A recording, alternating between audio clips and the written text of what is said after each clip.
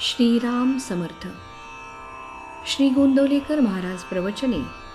दिवस 75. उपाधिरहित मी म्हणजेच भगवंत.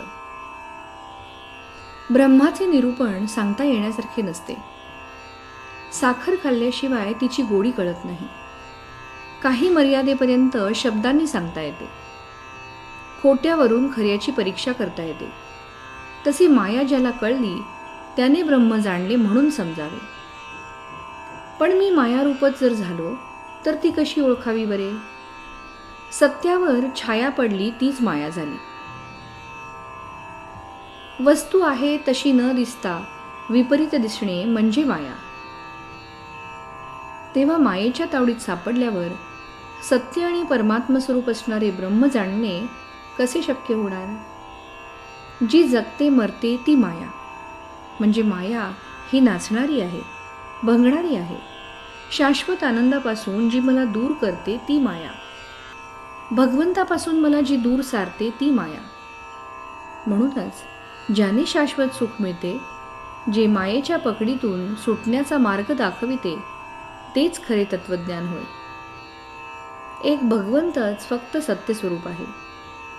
त्याच्यासाठी जे जे करणे ते ते सत्य होय. मी देवाचा आहे हे कळणे याचे नाव आत्मनिवेदन होय. आत्मनिवेदन म्हणजे देवाला ओळखणेच होय. म्हणजेच मायेला दूर सारणे.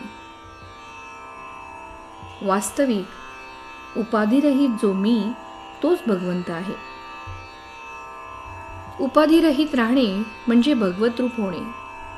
किनाऱ्यावरून पाण्याकडे जात असताना अशी एक जागा येते की वाळू तिथे संपते आणि पाणी सुरू होते. म्हणजे त्या रेषेच्या अलीकडे वाळू आणि पलीकडे पाणी असते. ही मधली स्थिती म्हणजे तुर्यावस्था होय. इथे मी ब्रह्म आहे अशी जाणीव राहते. निर्गुण परमात्मा आणि ही सगळी सृष्टी यांना जोडणारी साखळी असेल तर तो ओंकार होय. म्हणून परमार्थामध्ये कोणत्याही साधनाने जडाचा निरस करता करता शेवटी ओंकारापर्यंत येऊन थांबावे लागेल. म्हणजे प्रत्येकाला नामाशीच यावे लागेल. 10 माणसे उभी केली, त्यातली 9 ही नव्हेत म्हणून बाजूला सारली. 10वा राहिला तोच खरा. त्याप्रमाणे हे नाही ते नाही झाल्यावर जे शेवटी उरले ते ब्रह्मच होय.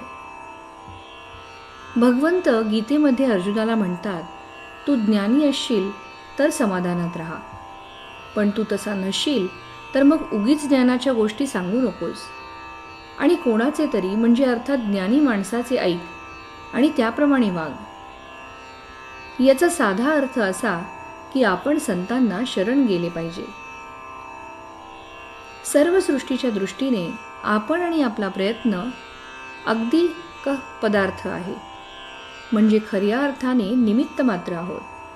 म्हणून आपल्या आयुष्यात आपल्या वाट्याला येणारी चांगली अगर वाईट कर्मे ही ईश्वराचे मनोगत आहे असे समजावे. तात्पर्य, वेदांत हा आचरणात आणल्याशिवाय त्याचा उपयोग नाही. श्रीराम समर्थ.